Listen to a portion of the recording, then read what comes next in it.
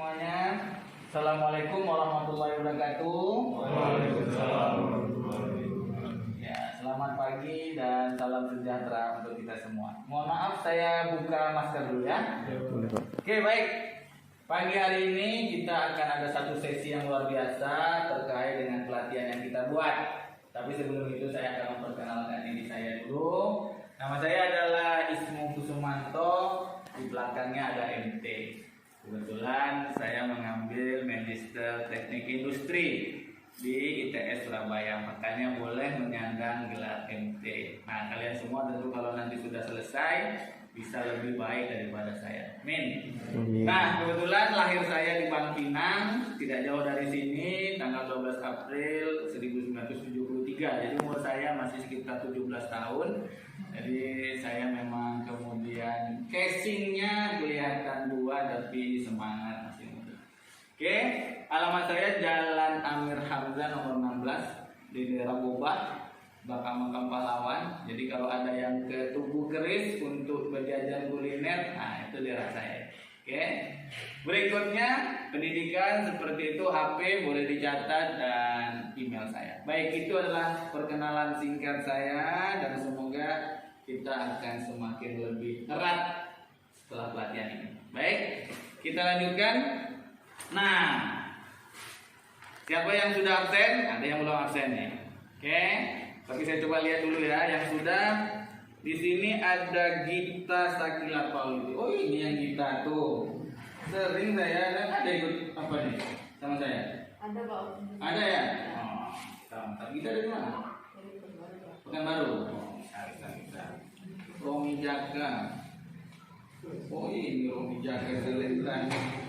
Kok sering nak masuk nampaknya? Nama aja yang ada. Oh, masuk. Suyandi. Kok yang bermasalah? Yalah. Oke ya. Jadi yang lain yang belum absen nanti silakan absen dulu sehingga kemudian kita semua bisa terdata dengan baik. Oke, baik. Kita mulai. Oke, dalam perusahaan ada harta. Begitu juga dalam diri kita, dalam keluarga kita pasti ada harta yang kemudian berharga.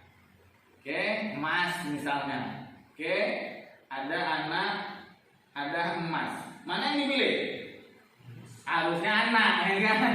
Tapi seringkali kemudian yang terjadi emas yang lebih penting. Kenapa? Memang itu benda yang berharga. Oke, jadi dalam keluarga kita banyak kemudian harta-harta yang menjadi sesuatu yang berharga. Salah satunya emas. Nah, buat perusahaan hartanya apa? Salah satunya adalah data pelanggan. Apalagi kalau yang berbisnis online. Oh, punya nomor WA itu luar biasa itu. Ya, kenapa? Kita bisa banyak melakukan kontak, hubungan dan mengetahui bagaimana perilaku mereka dari data pelanggan.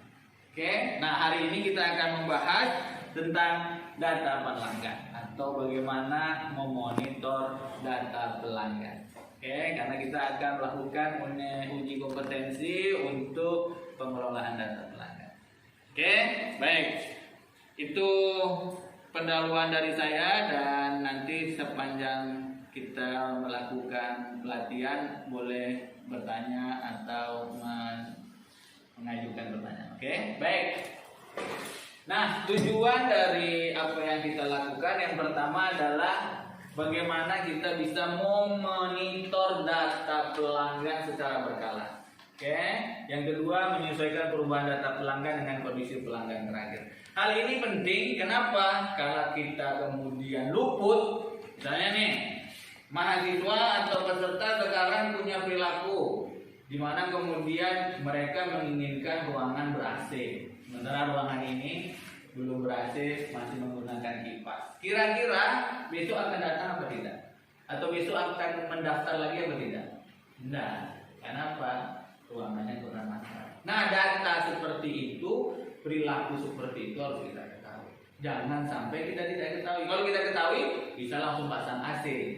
Harga atau biaya pendaftaran nambah dikit. Nah, ya kan, kalau kalian UKT-nya ingin kemudian tidak tinggi, jangan minta fasilitas banyak-banyak ya, minta fasilitas banyak-banyak, nambah Tahu UKT, nah, ya kan? Nah, itu dia.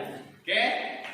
Nah, apa itu monitoring? Monitoring adalah sebuah sistem untuk melacak aktivitas pelanggan. Oke, jadi yang dilihat itu adalah aktivitas pelanggan. Contoh. Kalau kalian ke Indomaret atau kalian ke Alfamart atau ke tempat ini supermarket, maka ada perilaku. Oke, kalau mahasiswa atau seperti kalian ini, apa yang dilakukan? Ada beli kayak model LPG 3 kilo? Nggak ada. Apa yang dibeli? Apalagi kalau laki-laki, makanan, minuman, rokok. Itu ya. Ini kalau bisa pendekatan. Coba kalian lihat ya, apakah ada di sini makanan, minuman pojok sana? Nggak ada. Pasti sejalan. Kenapa? Habis makanan, minuman. Ya, nah itu perilaku. Karena kalau orang cenderung kemudian malas mencari-cari itu, kecuali kalau wanita yang video shopping. Kalau laki-laki malas, sukanya yang simple. Nah itu perilaku. Itu harus kita ketahui sehingga kita bisa merespon, mengelola dan menyimpan data dengan baik. Ya paham ya. Ya kalau nggak paham bisa bertanya. Nah monitoring untuk mengontrol dan mendeteksi permasalahan. Kadang-kadang kan timbul masalah, tapi kita nggak tahu nih, maka kita harus tahu.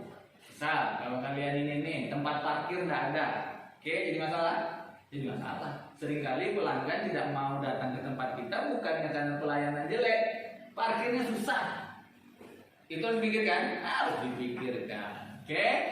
Monitoring juga untuk memantau aktivitas pelanggan sehingga memahami kebutuhan dan keinginan, oke. Nah, perubahan perilaku konsumen. Kondisi pandemi COVID-19 diikuti social distancing, kah namanya 3M, kah namanya PPKM, lepel-lepel pedas. Nah, kan pedas bagi kehidupan kita nih kan, PPKM tuh. Maka berdampak munculnya perilaku konsumen baru. Muncul perilaku di salah satunya adalah Gojek, GoFood itu paling untung di antara pandemi. Oke, jualan obat juga untung, herbal juga untung. Nah itu perilaku. Satu sisi memang menghancurkan, tapi sisi yang lain menimbulkan peluang. Ya, oke, paham ya? Nah berikutnya, kita harus membuat strategi perubahan. Di bisnis online seringkali keranjang belanja itu banyak, paham? Yang biasa kemudian ke Tokopedia, Shopee, maklum keranjang banyak. Keranjangnya menumpuk sampai trolinya begini-gini sebenarnya, ya kan? Tapi tidak ada dieksekusi, ya kan? Nah itu sebenarnya juga sesuatu kegagalan. Orang sudah punya niat tapi tak tersampaikan. Harusnya jadi sebuah transaksi. Oke? Nah, apa yang harus kita lakukan? Monitor. Mana caranya yang sudah tadi berniat berubah menjadi transaksi. Oke? Paham ya? Nah, apa yang kemudian yang tadinya hanya niat, keinginan berubah menjadi tindakan. Itu yang paling penting dan itu kita ketahui dari bagaimana kita memonitor data pelanggan. Paham? Oke. Nah, kesimpulannya lakukan monitor terhadap data pelanggan yang kita miliki. Data itu adalah sebuah harta yang luar biasa. Kedua, perhatikan perubahan perilaku dan keinginan. Yang ketiga, kita strategi menghadapi perubahan sehingga dapat disusun rencana yang oke. Ya. Oke, 1. Nah, jangan cuma ini aja. Oke, kita coba di sini. Rahmat, kapan sebaiknya monitoring data pelanggan dilakukan? Nggak usah banyak berpikir. Terlalu banyak dipikir. Nggak tahu lewat nih. Coba kita. Untuk pelanggan itu bisa rutin, misalnya kalau kita melakukan bisnis online itu ada mingguan, bulanan, sama tahunan, jadi lebih tertata. Nah ini contoh lulus nih kayak gini. Metode apa yang perusahaan gunakan untuk merespon? Suyandi, metodenya apa? kurang tahu sih Pak. Waduh, ya kita bisa ada kuesioner, ada survei dan macam-macam ya untuk mengawarkan. Oke, baik. Nah, saya minta satu tanggapan nih, terutama dari Raihan. Mana Raihan? Han, gimana kira-kira dengan pelatihan kita ini? Ada kurang atau ada tambahan manfaat yang kamu rasakan? Kalau dari pribadi sendiri sih sangat menambah pengetahuan di Pak, seperti dari itu cara untuk mengolah data secara cepat, terus cara penanggulangannya disebutkan dari kita. Oh, mantap ya, mantap. Oke, bagus ya.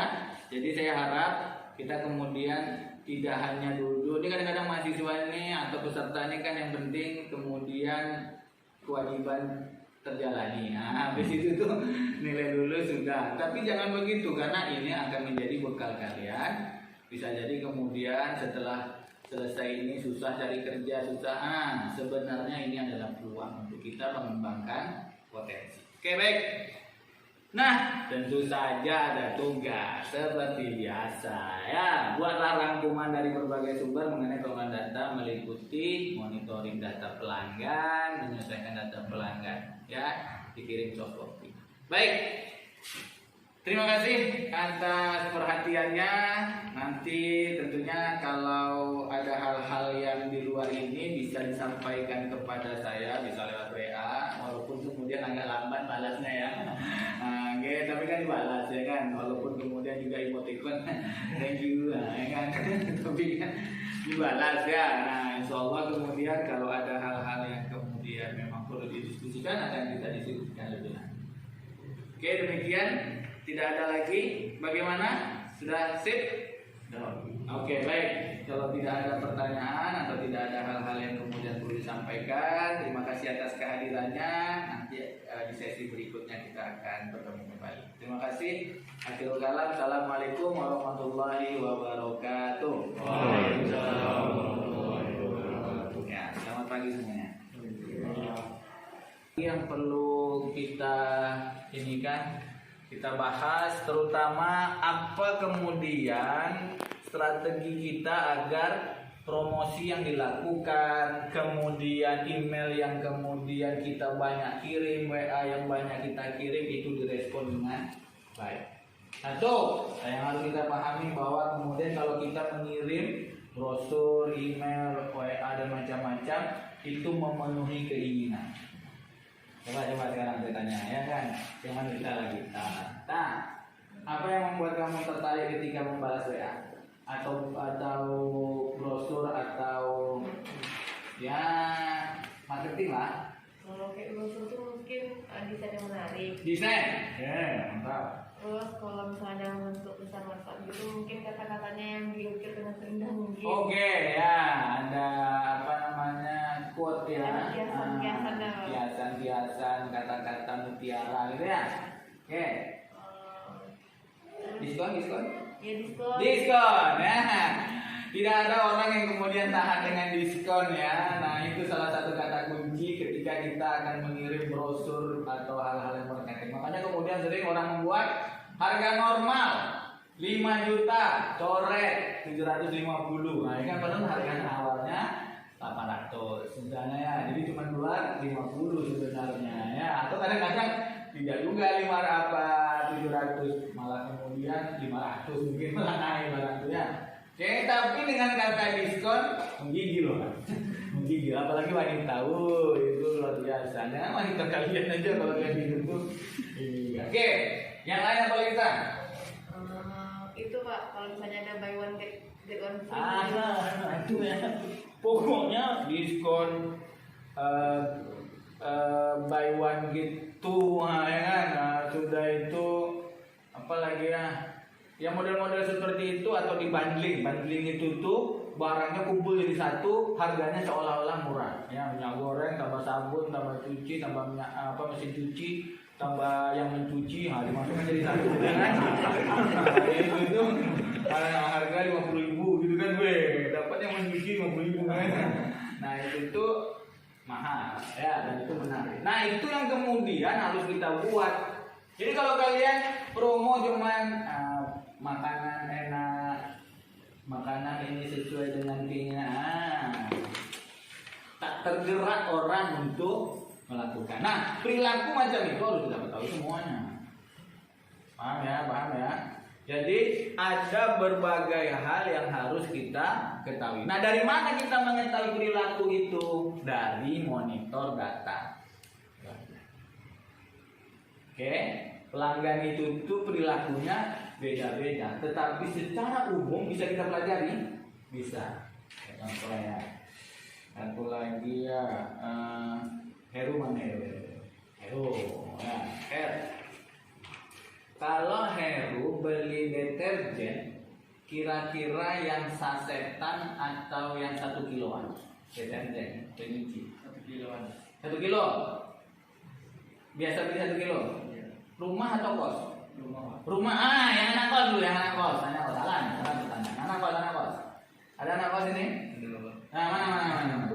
Siapa anak kos? Suandi anak kos. Nah, Suandi kalau beli deterjen kilo atau saset? Saset. Oke, orang rumah kilo. Karena itu lebih murah dan malas orang berulang-ulang. Anak kos saset. Udah. Itu dia, makanya kalau kita punya toko, kita lihat nih konsumen terbanyak kita siapa. Kalau konsumen yang terbanyak itu anak kos, paham ya. Kalau yang terbanyak anak kos, jangan kilo. Misalnya kita buat nih di kelontong di UIN nih ya, misalnya dekat pintu keluar ya, kita buat minimarket lah di situ kan, biar mahasiswa atau peserta yang mau pulang itu kita jaring, gitu ceritanya kan. Tapi isinya 1 kilo sampo, 1 botol. Mana dia beli?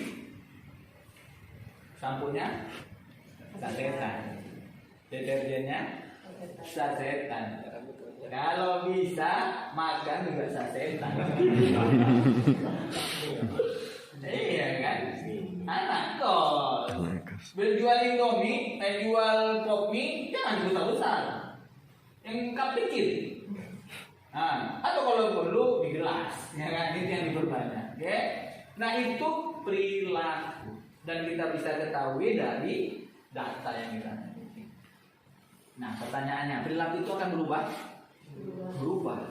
Begitu misalnya tadi, Sandi kemudian jadi pegawai, lulus jadi pegawai, gaji 5 juta. Pertanyaannya, nih, tetap saset? Tetap beli sasetan? Enggak, gaya berubah. Sekarang kiriman berapa? 1 bulan? 3 sendiri. Nah, apalagi jadi sendiri. Itu mutar otak nih. Kalau bisa beli sabun mandi, deterjen untuk nyuci, untuk sampo jadi satu nih. Nah, ya kan? Sabun batangan ya kan? Bisa untuk sampo, bisa itulah. Kenapa? Belum punya penghasilan atau penghasilannya pas-pasan. Begitu kemudian punya penghasilan gede 5 juta, perilaku berubah. Mau lanjut makan di Ampera? Sekali-sekali ya, makan di restoran di situ. Kalau enggak di warung steak, ya kan? lain beruang ya. Kalau sudah beruang itu lain ya. Apalagi beruang kutub ya kan? Besar ya kan? Nah, kalau beruang kutub itu nggak mau, sakit perut kalau makan di Ampera ya kan? Perilaku gitu. Makanya monitor data ini harus dilakukan secara berkala. Karena apa? Bisa jadi perubahan itu cepat. Dulu orang kalau cuma pakai masker, ampun, cuci tangan, nggak ada ceritanya kan. Sekarang sikit-sikit pakai masker, sikit-sikit cuci tangan, sikit-sikit. Kenapa? Ada hal yang merubahnya. Oke? Dan ingat, kalau kita terlambat melakukan antisipasi, maka yang mengambil kesempatan siapa? Kompetitor. Nah, itu jangan sampai terjadi. Oke? Ada pertanyaan? Ya, kalau ada pertanyaan bisa langsung ya. Nah, kok kasih kode Wi? Oke, masih berapa menit Wi? Dikit lagi Pak. Hah? Semenit lagi Pak. Semenit lagi. Oke, nanti kita tinggal edit ya. Oke, nah kesimpulan yang kemudian tadi sudah kita bahas, ketiga hal ini menjadi sesuatu yang sangat luar biasa. Kenapa? Karena ketiga inilah yang harus dilakukan orang yang memiliki usaha. Ya, karena kalau dia tidak melakukan seperti ini dengan baik dan benar, maka kemudian konsekuensinya adalah keberadaan usaha itu bisa terancam. Nah, kalian yang ada di sini tentunya sudah memiliki pengetahuan dan kompetensi, bisa memberikan respon, bisa memberikan usulan kepada perusahaan sehingga kemudian bisa dijalankan dengan sebaik-baiknya. Oke gitu, ya. Oke, baik. Kalau memang kita sudah pahami, maka bisa kita lanjutkan. Oke, Bi.